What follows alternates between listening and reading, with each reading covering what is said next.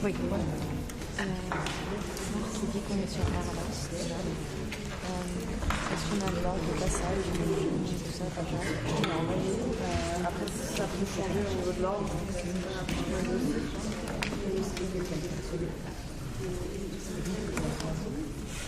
Je regarde. Tu m'as envoyé.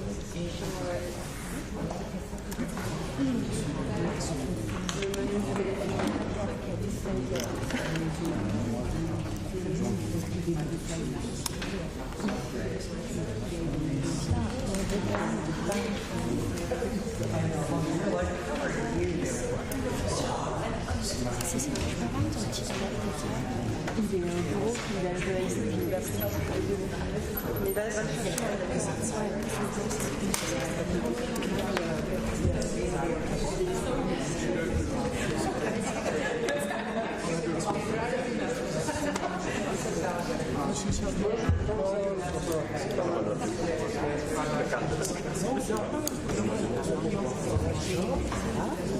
Good morning, good morning.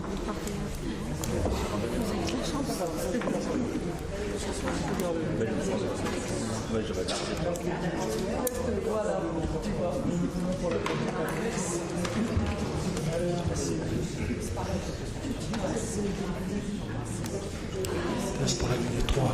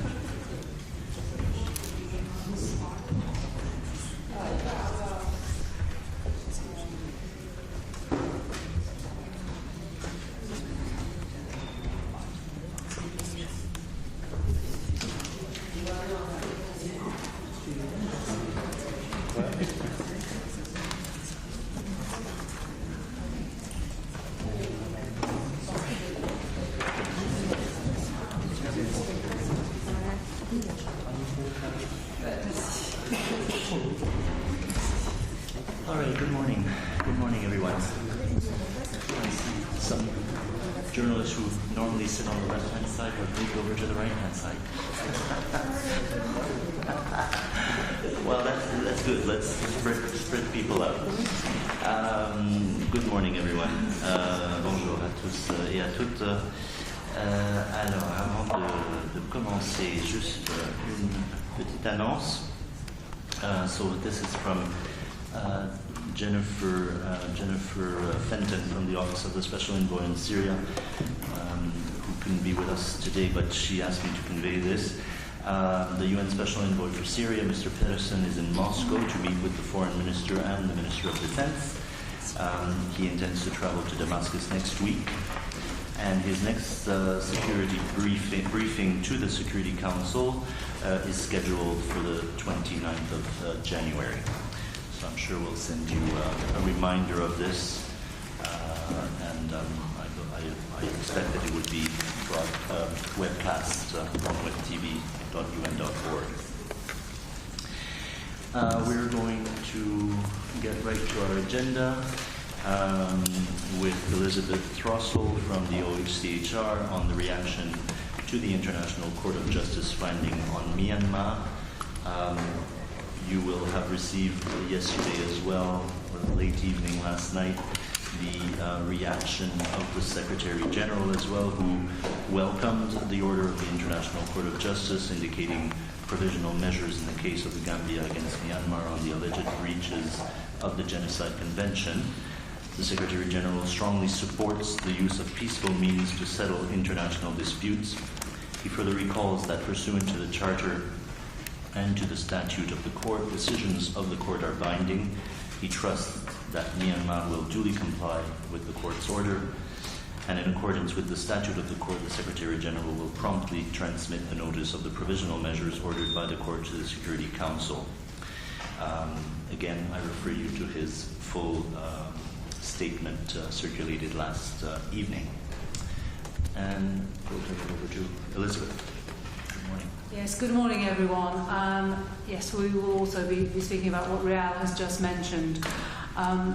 We welcome the order by the International Court of Justice that Myanmar must take all measures within its power to protect the members of the Rohingya group from all future acts that may amount to genocide under the provisions of Article 2 of the Convention on the Prevention and Punishment of the Crime of Genocide. The High Commissioner has repeatedly expressed serious concerns about the situation of the Rohingya following the repeated waves of violence suffered by them, most recently in 2016 and 2017. She has frequently called for the full protection of their human rights and genuine accountability for the serious violations and abuses they have endured. As the Secretary General noted yesterday, as Real just pointed out, these provisional measures indicated by the court are binding under international law. The UN Human Rights Office calls on Myanmar to immediately and unconditionally implement them in full, consistent with its obligations under the Charter and the court statutes. The proceedings before the court are vitally important, opening up a path towards judicial determination of Myanmar's possible responsibility as a state under the Genocide Convention for the acts of persecution and severe oppression of the Rohingya. Alongside other international investigative and accountability processes that are likewise ongoing, we urge the authorities of Myanmar to cooperate fully with all of these inquiries and at the same time to take active, effective steps enabling the Rohingya to live in peace and dignity in Myanmar, able to enjoy all their human rights. We note that the court, for the purposes of its decision yesterday, repeatedly referenced the conclusions of the International Independent Fact-Finding Mission on Myanmar, mandated by the UN Human Rights Council, as well as the resolutions of the UN General Assembly addressing the situation of the Rohingya. The fact-finding mission last year concluded that there was a serious risk that genocidal actions directed at the Rohingya may recur. More broadly, the fact-finding mission also identified human rights abuses by the military against other ethnic minorities during decades of conflict. Addressing these legacies of impunity remains an essential precondition to a future of sustainable peace and enduring justice for all people in Myanmar. Thank you. Thank you, Elizabeth. Lisa. Hi, you confused me. You changed your... Never mind. Yeah, I've got two questions. First, when will a determination on genocide actually be made? Will it be made? Will it be a long time? And the fact that it hasn't been made, does that sort of blunt some of the conclusions of the court?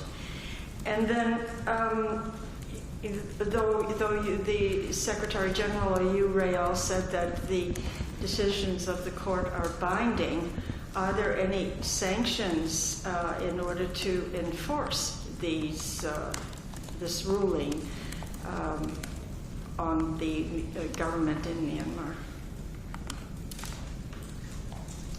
Okay, Lisa, if I may address the first two questions in particular. You're asking about when a genocide determination will be made. Well, I mean, obviously that is for the processes that are ongoing. We have here the International Court of Justice, and as to what are the next steps, that's something that you should refer to them. So it's not really the UN Human Rights Office who's able to say when a genocide determination will be made. What we would underscore is that, of course, the UN Human Rights Office has been at the forefront of flagging the human rights abuses and violations suffered by the Rohingya in numerous reports, numerous appeals by the High Commissioner and by the previous High Commissioner. You're asking about whether any length in having a genocide determination blunts the conclusions of the court. Well, I think, again, that's a process that is separate to what the Human Rights Office does. But as we pointed out, the findings of the fact-finding mission on Myanmar were considered by the court, were very important. The fact-finding mission, of course, as you know, was mandated by the Human Rights Council.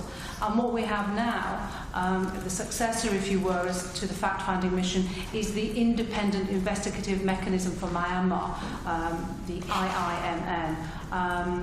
That is also mandated by the Human Rights Council, as I've said. It's compiling individual criminal cases for prosecution in a court of competent jurisdiction. And in doing so, it will, of course, draw as appropriate on the material that has been handed to it by the fact-finding mission. So obviously with the work regarding the Myanmar mechanism, any queries should be addressed directly to them. But as you can see, there are several strands underway with regard to this. What we would underscore as the Human Rights Office on behalf of the High Commissioner is that she has repeatedly expressed serious concerns about the situation of the Rohingya. Yeah, as for your question on how these decisions are binding, I'm not an expert in this either. I really have to go back to the court and see how exactly the court monitors the implementations of its decisions.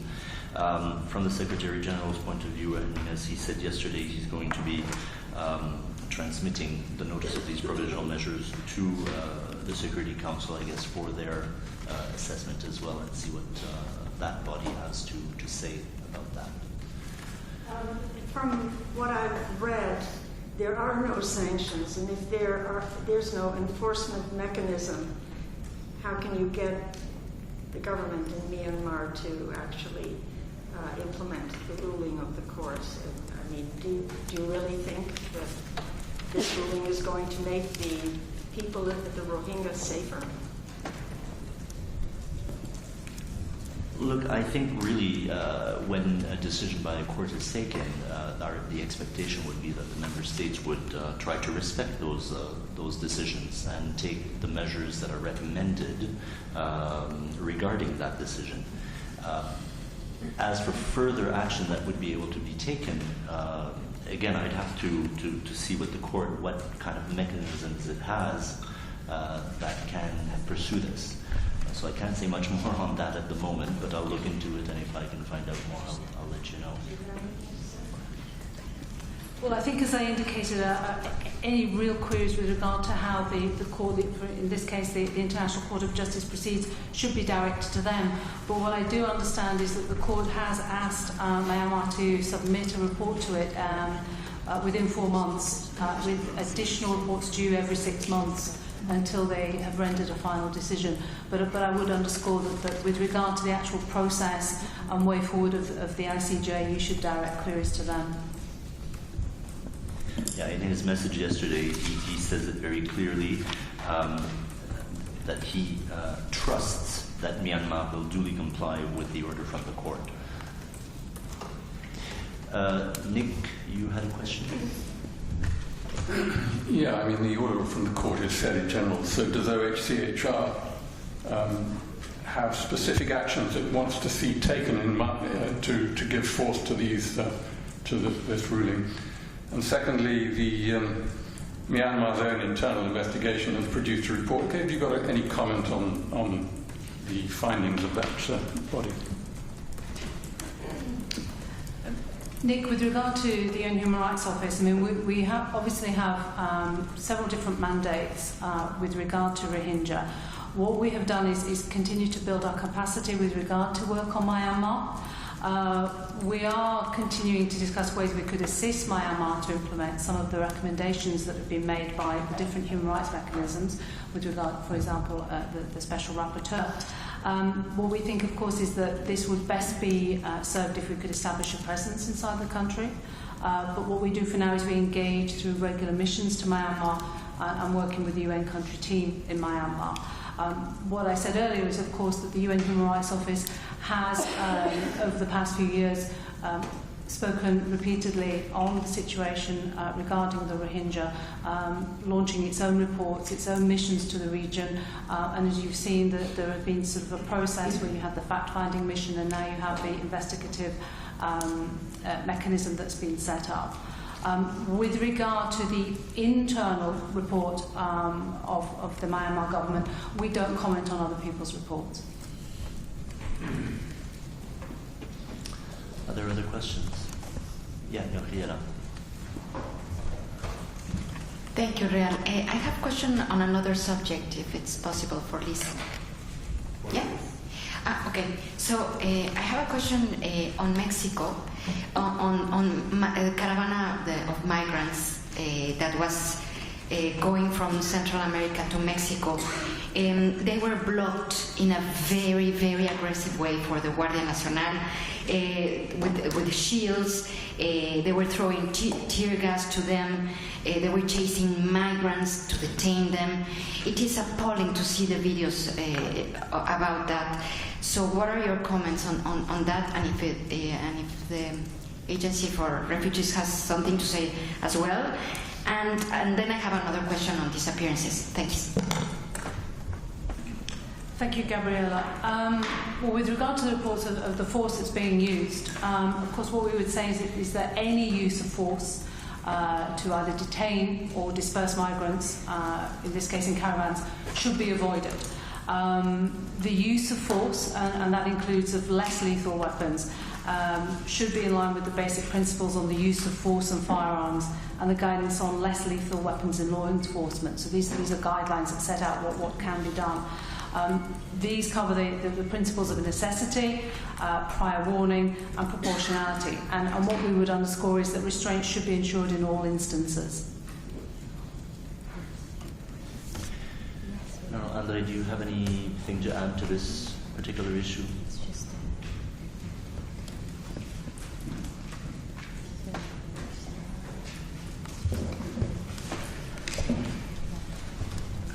Just very quickly echoing what Liz has already said, Mexico also has the sovereign right to determine who enters the territory, subject to the limits of the international law, including norms to protect refugees. Among the large number of people arriving to Mexico, Mexico's southern border, there are likely to be people in need of international protection. Now, any person claiming to be fleeing violence and persecution has the right to seek asylum and should be allowed access to the territory and to the asylum procedures. It will be also important to ensure that all people who have been admitted to Mexico are screened for potential international protection needs and provided with information and timely access to the asylum system in Mexico. Okay, follow-up question? Yes. Mexico is blocking the entrance of migrants because of the USA pressure that they have. Do you think that USA is polluting the asylum policy in, Central America, in Mexico. And some people are saying that this is a humanitarian crisis. Are you agree with that qualification? I mean, right now we are present in Mexico and Guatemala border to identify people with international protection needs and offer information on the right to seek asylum for those fleeing violence and persecution and who may be part of a larger group of people who are currently on the move in Central America. As we said, this is a situation of a mixed movement where there might be refugees among those who are among the larger group that is on the move. We obviously are ready to support governments in the region to respond to this movement in line with their obligations under international law. As I said, every country does have a sovereign right to determine its immigration and border control policies. However, we note that under the international law, any person claiming to be fleeing violence and persecution has the right to seek asylum and should be allowed access to territory and asylum procedures. Gabrielle, if I also may add to what Andre has said, is that all migration governance policies must respect human rights and basically have the protection of the rights of people on the move as their main objective. People who are on a state's territory or under its jurisdiction come under that state's human rights obligations, and you can't deny these by, for example, by not enabling people to access their rights, and they can't be outsourced, for example, by sending them back to third countries.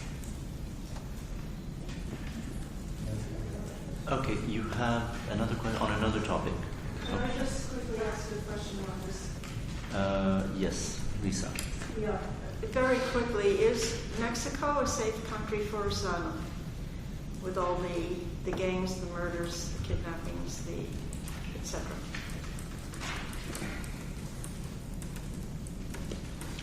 Mexico does have an asylum system.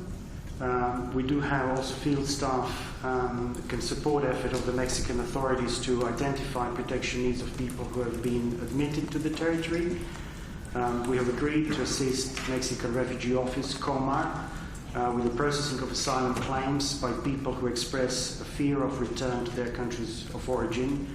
And under Mexican law, asylum seekers must remain in the state where they claim asylum until their case is. This is the primary audio circuit for the Reuters live service.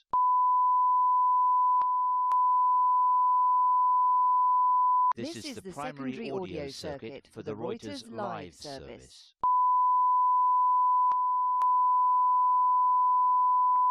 This is the primary audio circuit for the Reuters live service.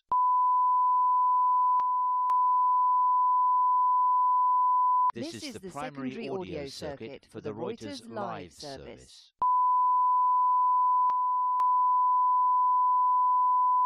This is the primary audio circuit for the Reuters live service.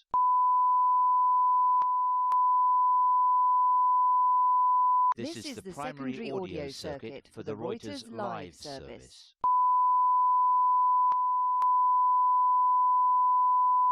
This is the primary audio circuit for the Reuters live service.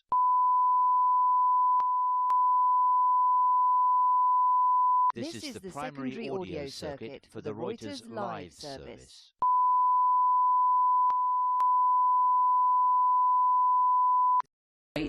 Here and representing. I think it's really interesting that you're all female. I do think that we're talking about a long-term solution and a long-term problem, and politicians are generally only looking at the short term and getting elected again.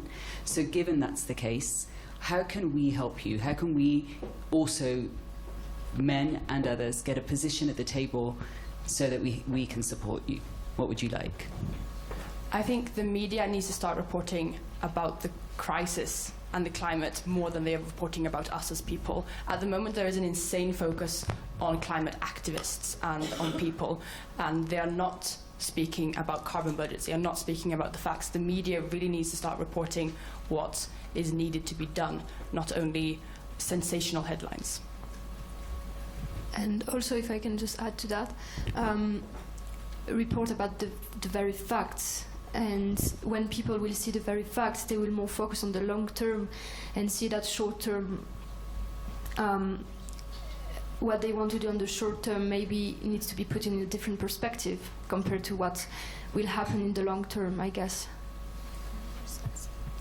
Where I come from, in Uganda, that's in Africa, most people believe what they watch on the media. So it's really helpful if you try and report the disasters that happen as a result of the climate crisis, and try as much as possible to relate them to climate change, because it is really hard educating an entire country or an entire continent by ourselves as activists. So media reaches are wider, and so with that you can help us try to report the crisis and the solutions that we offer. Yeah. Hadas Gold, also with CNN. I'm sure this week you've met with a lot of interesting and powerful people. Could you by chance name names and tell us who you've met with, what they may have promised to you, and if what they have talked to you about? It would be very interesting to hear, because a lot of people here have been enamored, as you said, by you as people. So maybe it would be helpful for all of us to know who you've talked to and what they've said to you, and that will help hold them to account.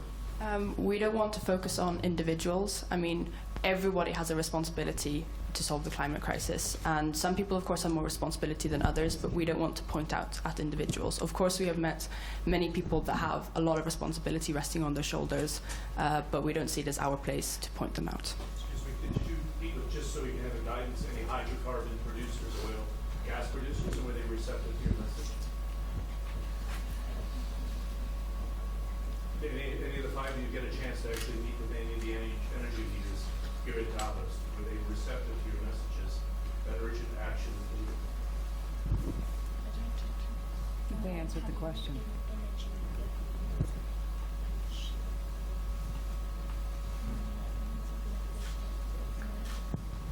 I had a meeting with Joe Kaiser. That's not an energy producer, though. It's of course, as you know.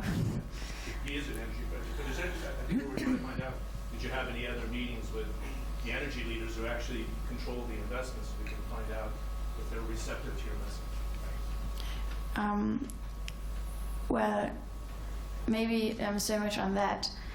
I don't think there has been a lack on reporting about the fact that Greta and other climate activists are at Davos, and on the reporting side. And I am pretty confident that those energy leaders here at Davos are well aware that there are climate activists like us who pound out at the science.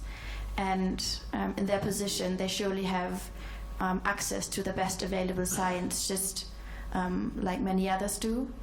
And I'm optimistic that if they wanted to, they could inform themselves about the science there is and about the action that needs to be taken. Hi, this question is for everyone. Can you talk a little bit about of pastoralists? Is that what's behind this? Yes, it is yet another but extremely violent example of these intercommunal clashes that we have seen for a very long time in Abyei. It was Kulom village which was attacked. Is a Dinka village. It happened in the early morning hours. We're not in a position to exactly identify who did it, but we now know that 32 people were killed there. The reports this morning talks about that the village may be completely empty of people now. As I mentioned, we are planning to send a needs assessment mission to see for ourselves what the situation is there, and of course provide assistance to those who were wounded. 25 were wounded and are taken care of, and to provide assistance to those who have fled the village and are now in Abyei town. So then you don't know who instigated the attack, whether it was the Dinka or what's the name of the pastoralist group? I didn't get that. And also, how many people are we talking about? You say that the village is emptied of its inhabitants. How many are there and where have they gone?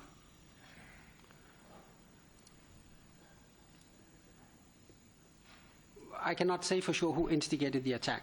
We were not there to witness what happened. We know it's a Dinka village, and that people have left. It is a village. I don't know exactly how many people live there, but we have assessed since the attack that some 500 people are now in Abyei town, where they are sheltering, I believe, in some schools there. And we're trying to provide assistance to them there. So it's become a ghost town, essentially, ghost village. I will not confirm that because we have not been there ourselves yet. But we have reports that the town may have been emptied, or the village may have been emptied.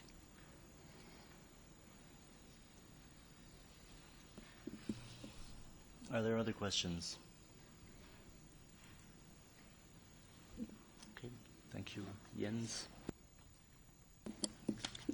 Let's move on. Andre, come back up to the podium with Mr. Andrew Harper, who is the UNHCR Special Advisor on Climate Action. Both are here to talk to you about the Human Rights Committee decision on climate change earlier this week.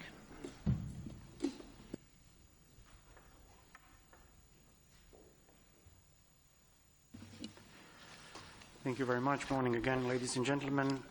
We have two items today. First one is on the Human Rights Committee decision, which you were informed about earlier this week through the press release of the Human Rights Office.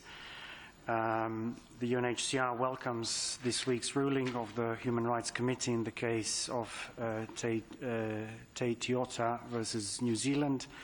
While the claim to protection in the case of Mr. Te Tiota was denied on grounds that he was not at imminent risk, the committee nonetheless determined that people who flee the effects of climate change and natural disasters should not be returned to their country of origin if essential human rights would be at risk on return. This is a landmark decision with potentially far-reaching implications for the international protection of displaced people in the context of climate change and disasters. Two key points for us, that it underscores the importance of countries taking action to prevent or mitigate against harms associated with climate change, which in future could otherwise force people to leave, triggering then international obligations. And secondly, that this ruling recognizes that the international refugee law is applicable in the context of climate change and disaster displacement. I would now ask Andrew Harper, who is the Special Advisor in UNHCR on climate action, he will make some opening remarks and then we will be happy to respond to any questions you may have. Thank you. Thank you, Andre, and thank you everyone for being here. I think the ruling can be or the decision can be summarised by saying, if we do not do more to prevent, then we will inevitably have an obligation to protect. And there's been one after another wake-up calls, whether it be from bushfires in Australia, glaciers melting, flooding, droughts. But here is a decision which has been made by the Human Rights Committee, which again demonstrates the need for the international community to be doing more, with the very real expectation that if we do not succeed in providing the resilience, the capacity for communities to survive this climatic catastrophe, then we'll have to be doing much more on the protection front. The committee, while making this decision, importantly referred to the need for robust national and international efforts. It wasn't one of defeatism. It was basically saying we need to be doing more together to prevent these triggers from taking place. Working with the Refugee Agency, we know no one likes to be displaced. No one wants to leave their homes. No one wants to see the map behind us changing so people have to find safety and security in another location. What the committee came up with was it warned that the risk of an entire country becoming submerged by rising sea levels is such an extreme risk that before it is realised, conditions of life in such a country may become incompatible with the right to life with dignity. As the briefing note outlined, these references are important alerts to states and the international community as a whole.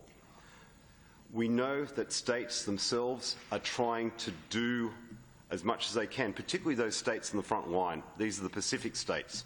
These are the states in South Asia, the states in Africa. However, we need to be doing it in a much more collaborative, cohesive, and impact-oriented manner. We cannot afford to be reactive. The size, scale, speed, and complexity of displacement is changing the way in which we work. We need to be able to anticipate and to prepare for emerging situations before they happen.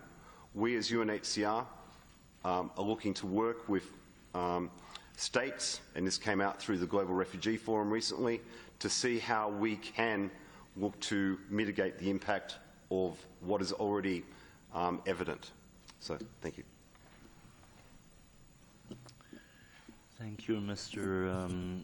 Harper. Are there questions? Yes, Nick. What's your estimate of the number of people who are at imminent risk of displacement as a result of climate?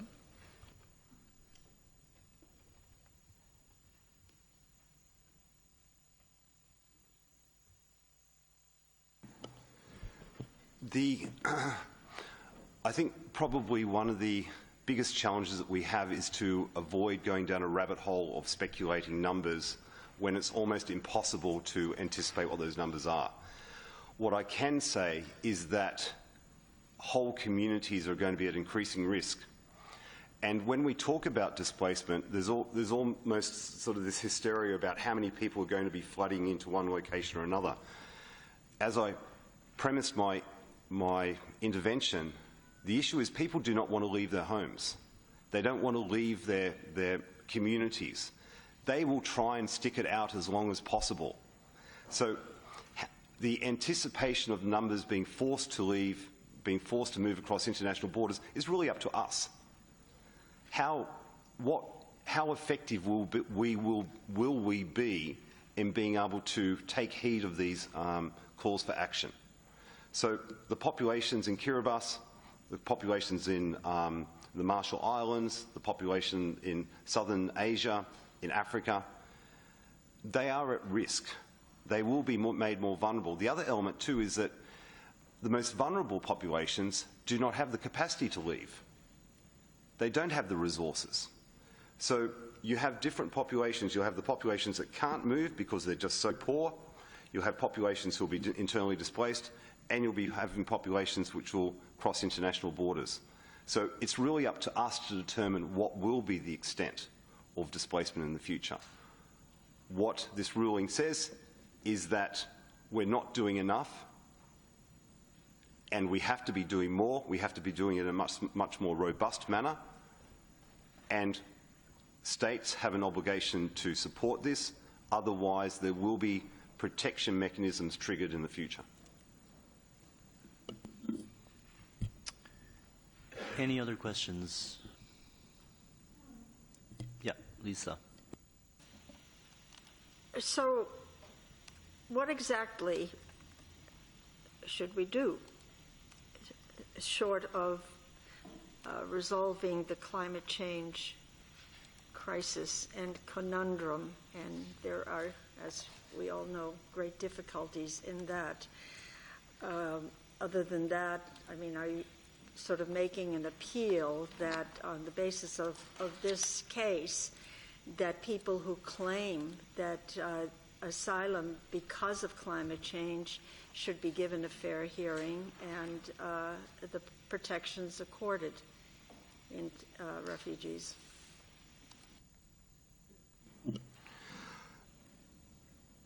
UNHCR is calling for, and we've repeated this before, is calling for urgent international action to prevent and mitigate climate-induced displacement. So what does that actually mean? It means working together. It means setting up early warning systems. It talks about forecasting and working on disaster risk reductions with others, scaling up efforts on adaptation and resilience. We need to be working with the communities and the states in listening to them and saying, how can we support you in mitigating what we already know what is coming and adapting to a changing world? If we can be successful in the mitigation and adaptation, then we do have a chance of maybe not preventing all displacement, but at least reducing the level of displacement. So it's not beyond hope that we can be doing more on prevention.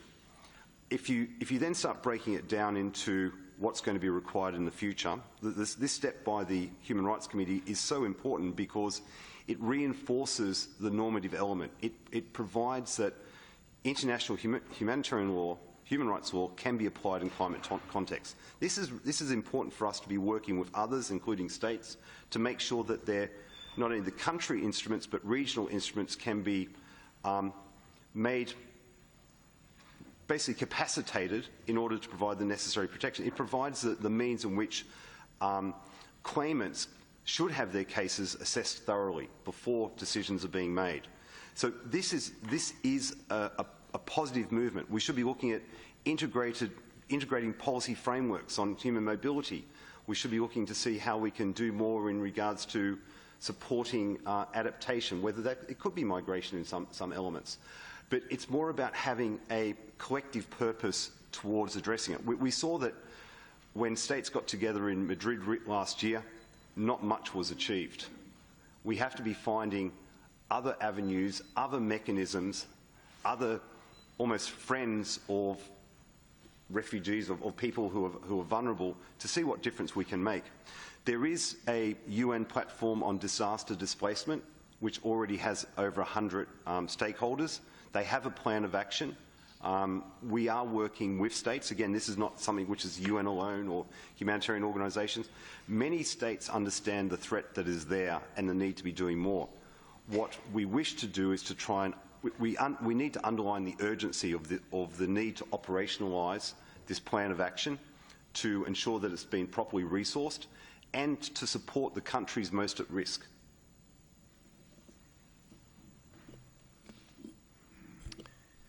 Any final questions on this? Okay. Thank you very much, Mr. Harper, for being with us this morning. Andre, I think you stay with us for a statement on the refugee response plan in Ethiopia.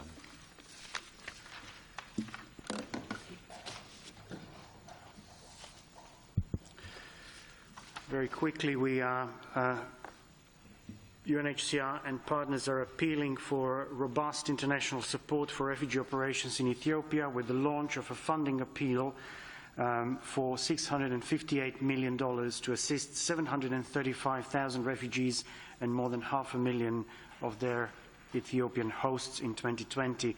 International support and solidarity is vital to ensure the implementation of the wide range of rights granted to refugees by Ethiopia during the last 3 years. The country's revised laws grant refugees the right to work and access social services, facilitating their inclusion among the communities where they live in Ethiopia.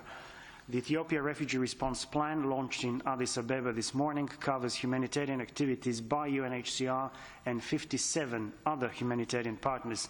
It seeks to address huge gaps in health, nutrition, education and shelter, while also investing in sectors including sanitation, energy and livelihoods. Just to flag that in January last year, Ethiopia adopted progressive laws which allow refugees to obtain work permits, access primary education and obtain driver's licenses. Additionally, they enable refugees to register essential events such as births and gains access to national financial services such as banking. There are more details in the briefing note, but just to flag that UNHCR is part of the overall interagency humanitarian effort to assist over 1.5 million Ethiopians displaced also due to conflicts and climate shocks. Following the government's large-scale IDP returns last year, UNHCR has been supporting reintegration and recovery efforts for displaced affected Ethiopians, including returnees and their vulnerable host communities. Thank you. Thank you, Andre. Questions? Yes, Lisa, go ahead. Who are the biggest refugees? Most of the refugees who go there, and are refugees still fleeing to Ethiopia as we speak?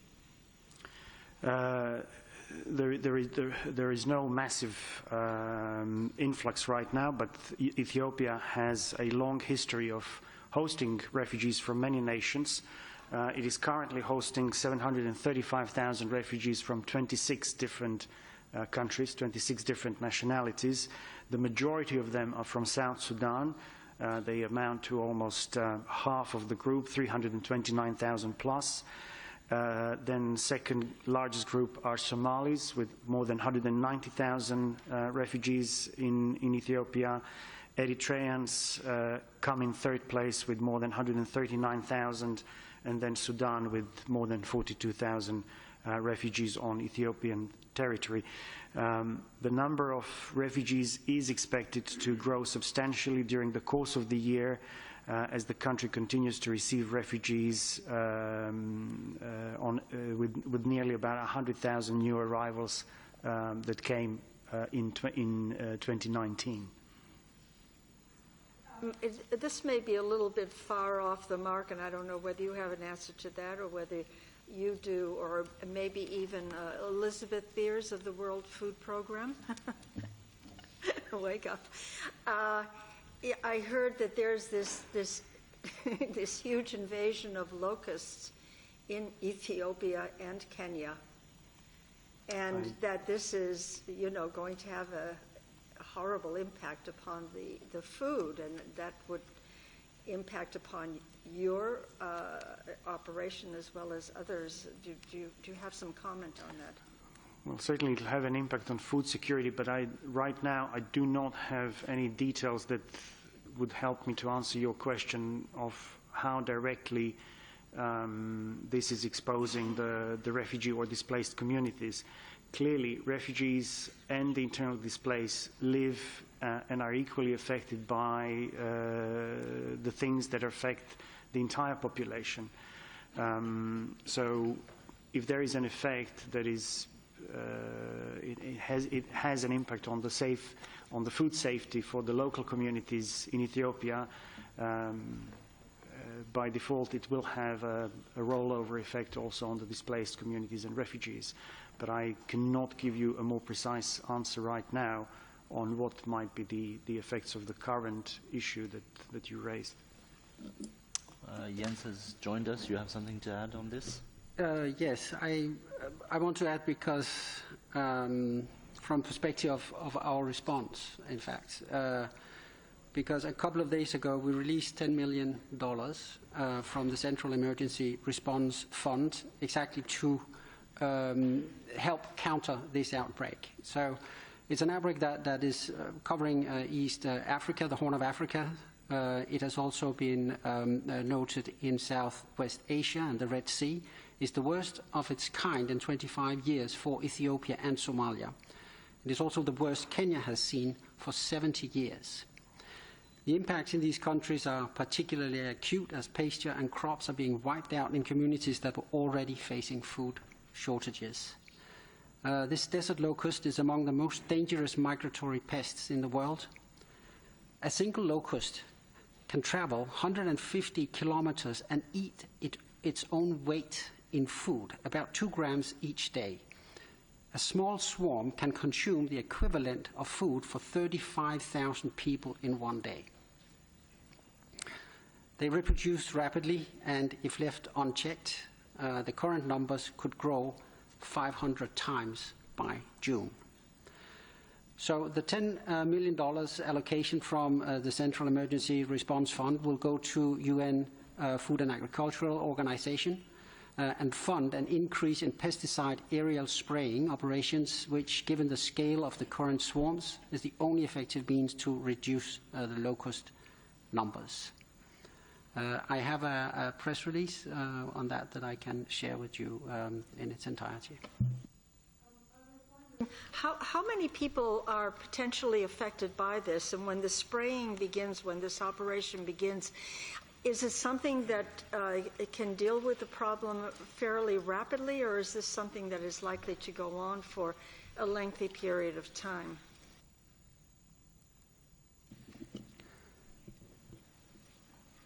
These are very good questions. As I gave you an indication of the potential devastation of biblical proportions of these locust swarms. Now we are trying to address the situation before it becomes extremely bad. It's already, as I mentioned, the worst we've seen in decades in these countries.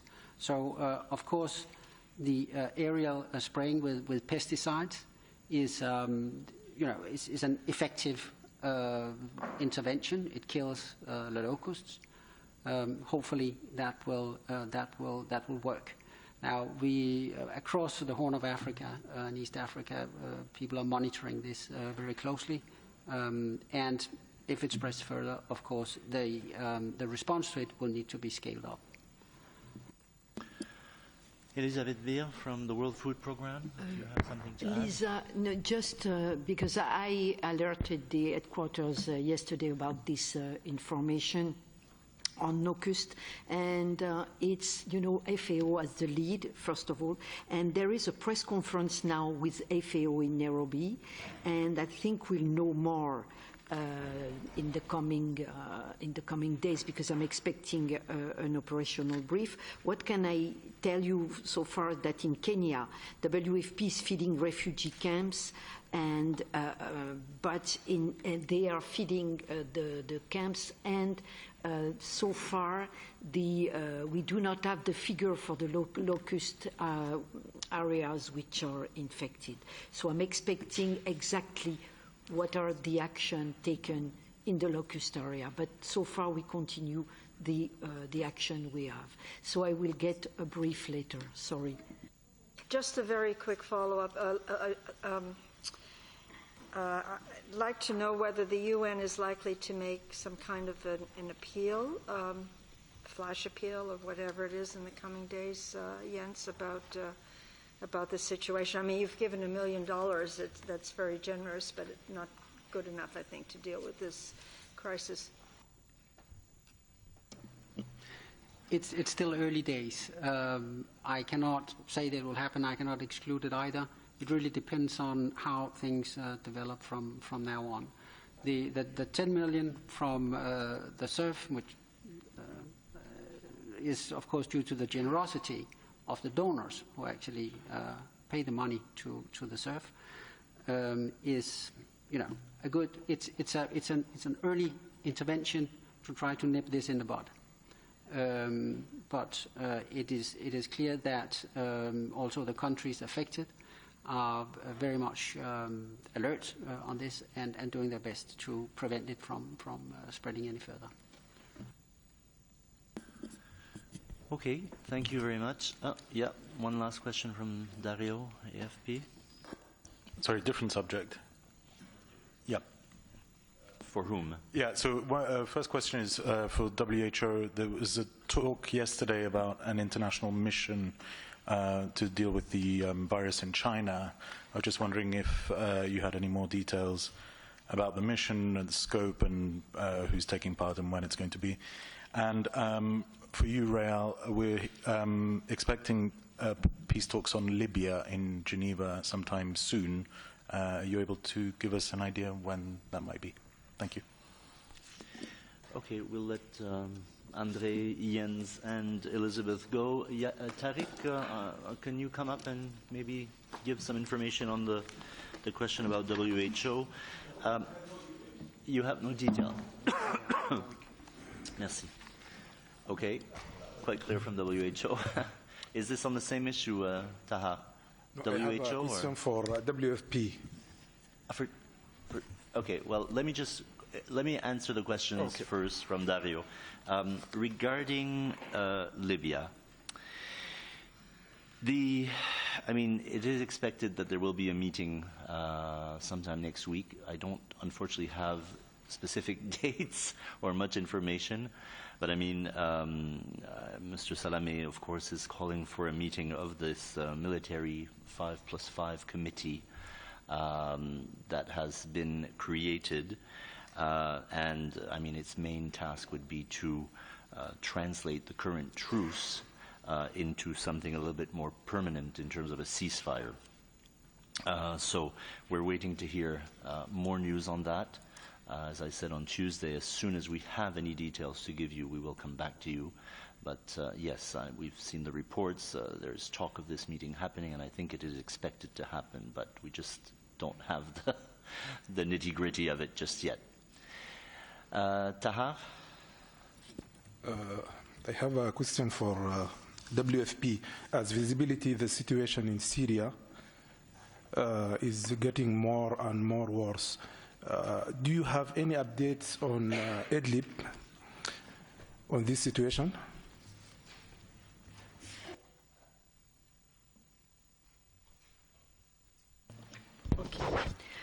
What I have on Idlib so far Elisabeth, is... désolé, je voudrais te demander de revenir au podium puisque c'est mieux pour la caméra. Désolé.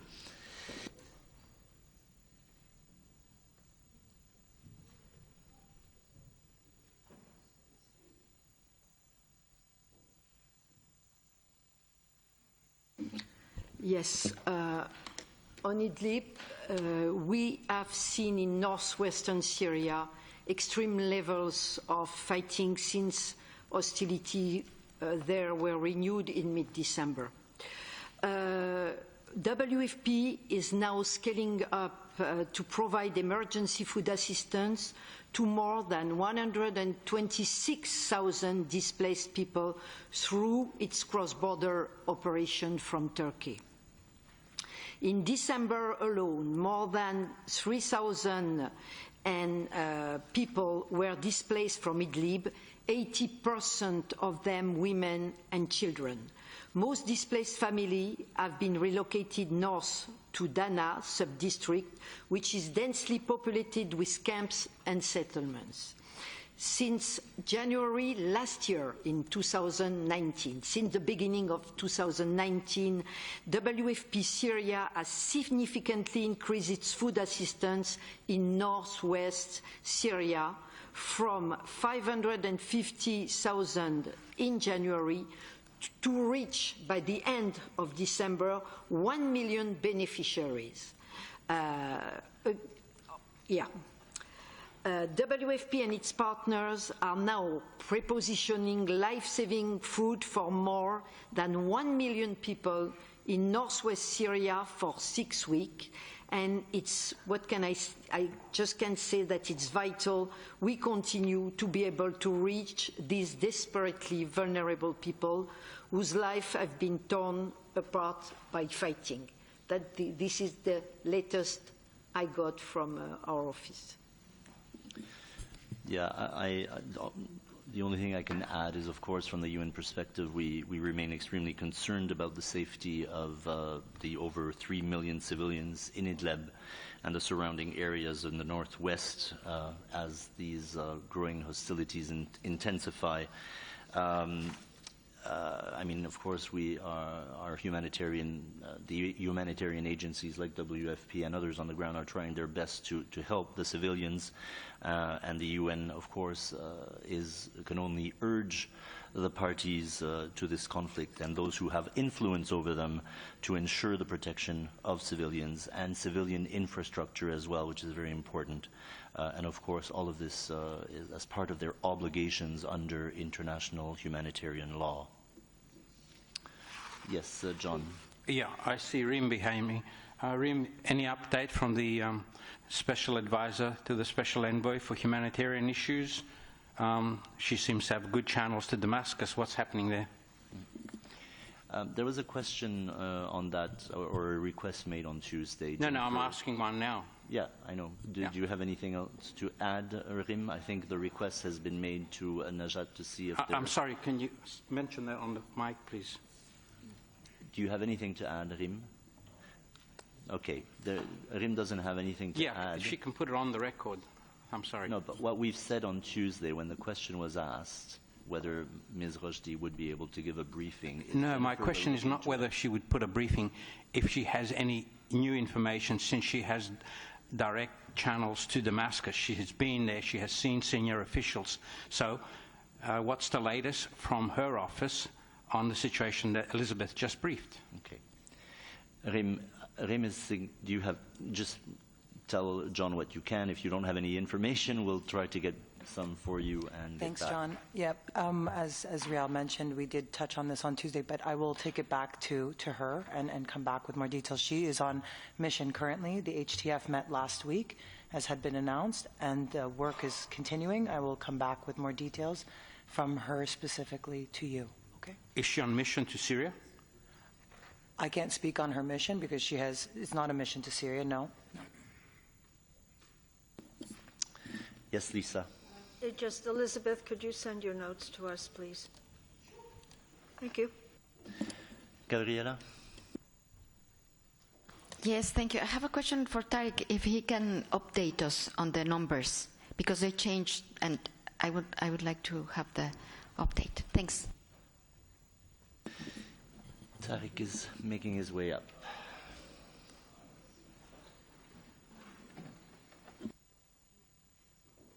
Thanks, Gabriela. Well, look, we are getting our information from Chinese authorities, and we are looking really now how to change our system. You know that we've been issuing these SITREP, situation reports, every evening, but the information was from really almost 24 hours before that.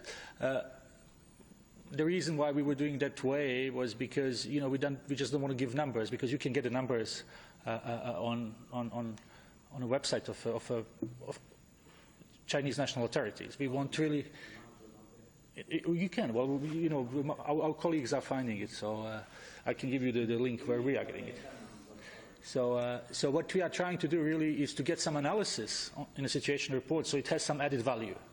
So I can give you the numbers that I have read from national health authorities from last night. It was about midnight, I think, and that was like 830 cases, including 25 deaths. That's in China. Outside China? I don't have the latest number. That is one that I would like to know. Outside China, how many cases? I don't have the latest number. You don't have any? The latest? Well, I can look my notes. We have numbers from I think, you know, 24, 48 hours ago. So. I'm sure the situation is evolving, and WHO is monitoring this very closely. Just a clarification, these 830 and 25 deaths, they were conveyed from the Chinese authorities to WHO country office in Beijing when? Yesterday? Under international health regulations, so it is being conveyed to WHO. And again, so these are confirmed cases conveyed to WHO. Were they conveyed before the meeting finished here yesterday? No. Okay, you got it after. Yes. Thanks. And this is really the issue. And you know, as Raul said, the numbers will be changing. And you know, I don't think that it's really the point on numbers. What we really have to look, and this is what Mike Ryan, for those who were with us last 2 nights in WHO, they could have heard from Mike Ryan that we really have to, it's still too early to draw the conclusions on how severe the virus is. Because at the beginning of any outbreak, you would focus more on the severe cases, and you will have more of those, and then maybe we are missing some mild cases because people will just be a little bit sick and will not be ever tested, and they will recover. So as you know, we may see more mild cases as surveillance intensifies. So the issue is not so much really on numbers that we know that will go up. Gabriela, quickly. Very quickly. Just a clarification. So for coronavirus, there is no antiviral, no medicine, no vaccine, nothing for coronavirus. Sorry. Okay, so let's be very clear here. So there is no particular treatment, but it doesn't mean that you cannot treat people, because, you know, and if you look into our clinical guidance, and I was reading it the other day, it's really like you look what symptoms that the person presents to you. So you look if there is dyspnea, it's a breathing problem, is it a fever? In a severe cases, it will go to pneumonia. So depending on symptoms and stages, you will then provide certain treatment. But there is no particular treatment for this particular virus, just as there is no particular treatment for MERS that is being around since 2012. There are some trials looking into what could work better, but there is no particular antiviral treatment. Same for vaccine. There is no particular vaccine. There is some work being done, and there are some trials now for MERS, and we may look at some point whether those treatments and vaccines would have some effect on this novel coronavirus. So this is work that is being done. So we are working really with our networks to try to understand the virus, try to see how diagnostics could be done, to see what works and what doesn't. But it's still, we are still at the early stage. Okay, thank you very much, Tariq. Stephanie, sorry, you had a question. Tariq, thank you.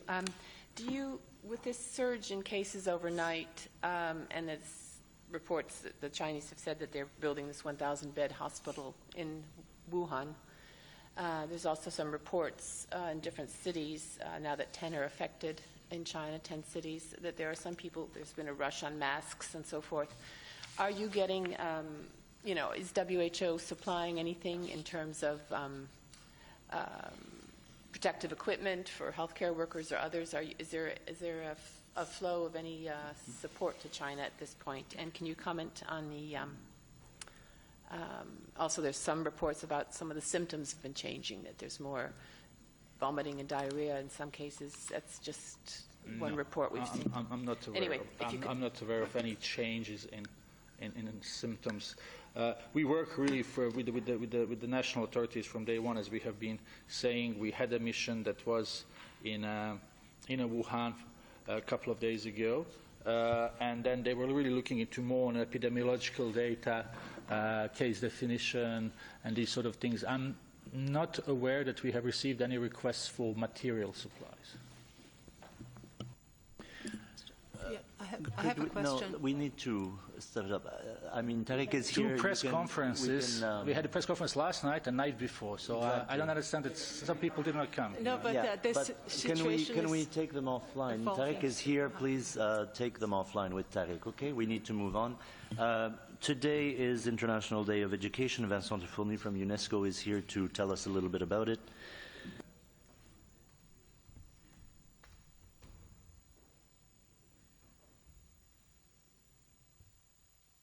Yeah, thank you, Rael. Today, as it was mentioned, UNESCO celebrates the International Day of Education with the focus on its Futures of Education initiative. As part of the events organized around the second edition of this International Day, UNESCO is organizing in Paris a conference highlighting the many ways learning can empower people, preserve the planet, build shared prosperity, and foster peace. The celebration of the International Day of Education will highlight its centrality to the international community's collective development ambitions, the 2030 Sustainable Development Goals. And as emphasized by the Director General of UNESCO, Andrea Azoulay, education is the cornerstone of the SDGs. If we fail on education, the entire structure of development will fall down. At the UN headquarters in New York, UNESCO will present a new online tool, Education Progress, which will enable members of the public, as well as education planners and partners, to check countries' progress in achieving global SDG for education. The International Day of Education contributes to ongoing reflection on rethinking education and how it contributes to our societies in line with the Futures of Education initiative, launched last September in New York by Ms. Azoulay and led by the President of Ethiopia, Sahle-Work Zewde. The Director General named leading figures from the worlds of politics, academia, the arts, science, business, and education to form an independent commission on the futures of education. It is chaired by the President of Ethiopia, and the Commission has been tasked with rethinking the role of education in shaping the future and meeting humanity's needs. Professional and lay people are invited to contribute their vision on how education should be developed by 2050 through online platform launched by UNESCO. And several events will also be organized in Geneva as part of the UN 75 from 20 to 24 April. The International Commission on the Future of Education will publish the outcome of its work as a report in November 2021, and it will articulate on forward-looking vision and policy agenda for the future of knowledge and learning. Thank you. Thank you, Vincent. Any questions on this? Thank you. You have a message, I assume, an official message from UNESCO that's available? We will forward it. Okay, very good. Thank you. Just to another important international day that is being celebrated in the next few days. The 27th of January, as you all know, is the International Day of Commemoration in memory of the victims of the Holocaust. I've put copies of the Secretary General's message at the back in English and in French, in which he says, on this day we come together to remember one of the most heinous crimes of our time, the systematic killing of 6 million Jewish men, women, and children, and millions of others by the Nazis and their collaborators in the Holocaust. We pledge that we will never forget. We vow to tell their stories and honor them by defending everyone's right to live with dignity in a just and peaceful world. Unfortunately, 75 years on, neo-Nazis and white supremacists are resurgent, and there are continued efforts to diminish the Holocaust and deny or downplay the responsibility of perpetrators. The Secretary General concludes, but just as hatred persists, so must our resolve to fight it. We commemorate the victims of the Holocaust by pursuing truth, remembrance, and education, and by building peace and justice around the world. And on this, I've also put at the back, or you've been given the program of our extensive activities around the International Day this year. Just a reminder that at 12:30, I think it's 12:30, there's the inauguration of the wonderful exhibition Lest We Forget, which is a major photographic installation by photographer and filmmaker Luigi Toscano, who has spent a year traveling, meeting, and capturing the portrait photos of Holocaust survivors all over the world. About 100 of his photos are exhibited in the Hall des Pas Perdus, the passerelle that links buildings A and E, and also, since I believe this morning, because I walked through them, on the Place des Nations. Very striking photos. It's going to be there until the 31st of January, and the official inauguration will be at I think it's 12:30 in the Salle des Pas Perdus. So please attend if you can. Then, as I said on Tuesday, on Monday is the official ceremony at 4 p.m. in the Assembly Hall. We will have Holocaust survivor Paul Sobol from Belgium with us to tell his story of the Holocaust. If any of you are interested in doing an interview with him, please contact me. We will, I think, have a little bit of time on Monday for such interviews. And then the other event that I want to highlight is the one next Wednesday evening on the 29th at 7 p.m. at the University of Geneva at Unimae, where the UN Information Service and the CICAD are bringing their second-generation program to the university.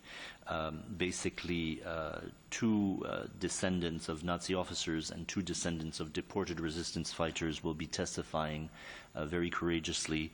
I think it's going to be a well-attended event. There's about 400 spaces, and I think yesterday registration was already at 330 or so. So if you want to attend, please register. Registration is not mandatory. You're not going to be given a ticket, but it's just so we can try to see what kind of attendance we can expect.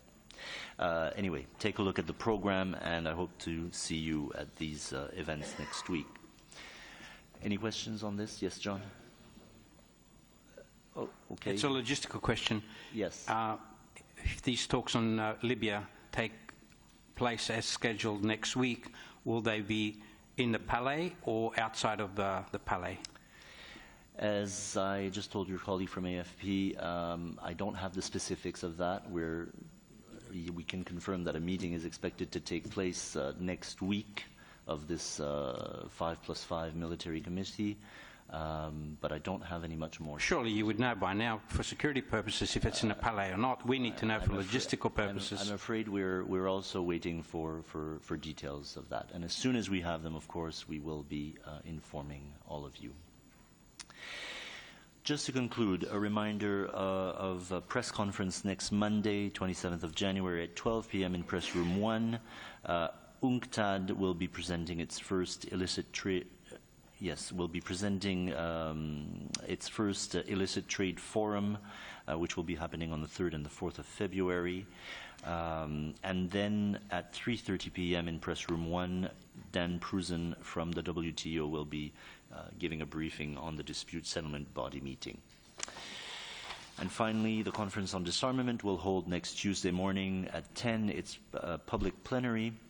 And Ms. Valovaya will be addressing the conference as Secretary General of the Conference on Disarmament.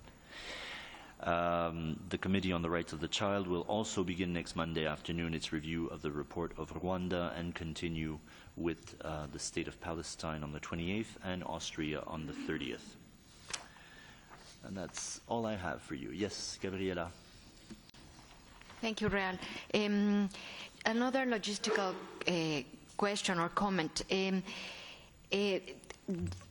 Coronavirus is a world news, and everybody, I mean, we want to know, we want to ask, and so WHO should have a strategic communication plan for us. I mean, we can't ask during the briefings, I know, I mean, you have a lot of things, but, I mean, our editors, the people, I mean, there's a lot of questions that they have been asked. So I would appreciate if you can talk and discuss this with the WHO to give us a space. Thanks.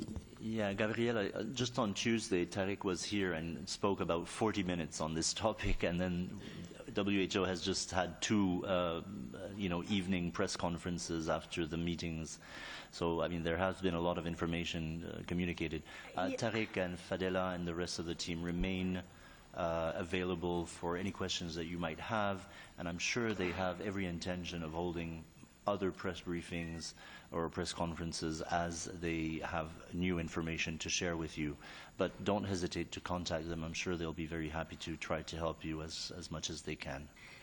Yeah, but yes, if I Lisa? just may, there is such interest, ongoing interest, that even though there were 2 horrible late nights to do with this thing, editors are absolutely voracious, and so it would have been good had you not squelched the questions that wanted to be asked, because this is really a topic that needs to be dealt with. And I know we can talk to them. It's not always easy to talk to them. There are other conflicting things to be done. So if Tariq was there, I wish you had allowed him to speak more. Thank you. Well, we try to give, space to everybody. As you can see, it's already 11:45. My objective in 2020 was to keep this briefing to 1 hour, and I've already not met my resolution.